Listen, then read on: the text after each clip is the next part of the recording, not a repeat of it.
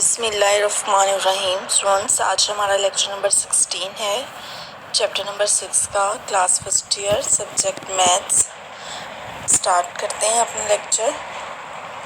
हमने last lecture में geometric progression को कंप्लीट कर लिया था। उसके 2 क्वेश्चन रह गए थे एक्सरसाइज के, वो आप करेंगे चूँकि वो सेम मेथड के थे। ठीक है, आज हम नया टॉपिक स्टार्ट करेंगे, हार्मोनिक सीक्वेंस। ठीक है, reciprocal of arithmetic sequence is called harmonic sequence.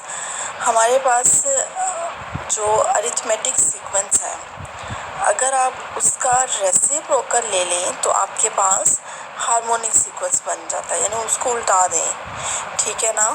अब इसका फर्स्ट थ्योरम पढ़ते हैं। Prove that arithmetic, geometric and harmonic are in GP, या फिर आर जी स्क्वायर बराबर है A multiply by H or, या G by H by G बराबर है। हाँ जी, अब ये क्वेश्चन मैं आपको दोबारा से समझाती हूँ।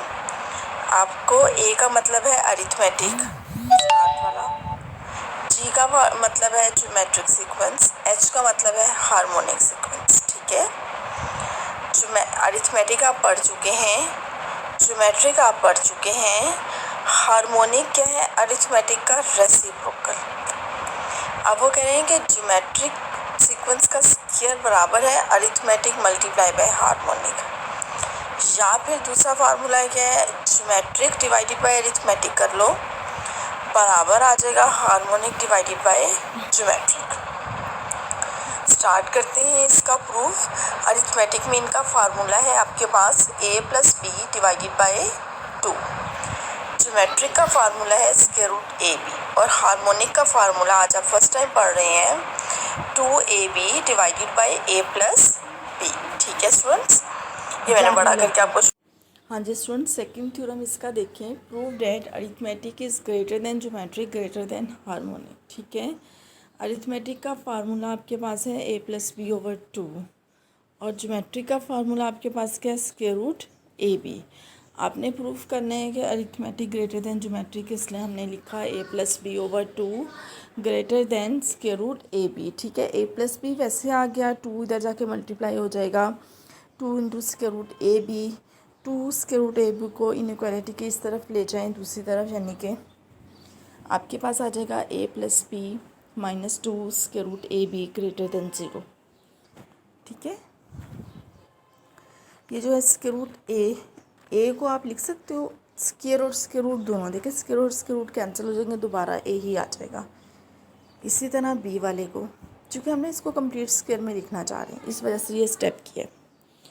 तो आप देखें फर्स्ट वैल्यू का स्क्वायर प्लस सेकंड का square minus 2 into first second. ठीक है, फर्स्ट टर्म सेकंड टर्म, आप एज अ होल स्क्वायर इसको लिख सकते हैं square root A minus square root B whole square greater than 0।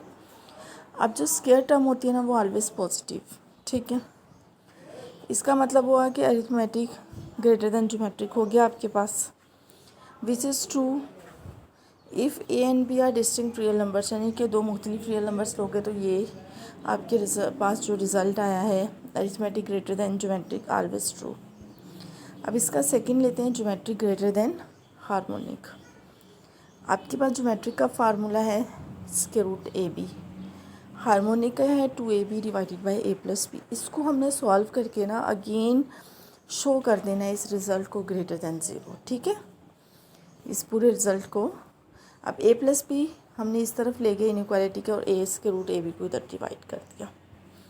उसके बाद ये जो ए बी है ना, 2ab ए बी, इसको आप 2 टाइम्स के रूट में लिख सकते हो। जब इसको सॉल्व करोगे दोबारा ए बी आ जाएगा, स्क्वायर रूट ए बी से square root A B cancel हो गया।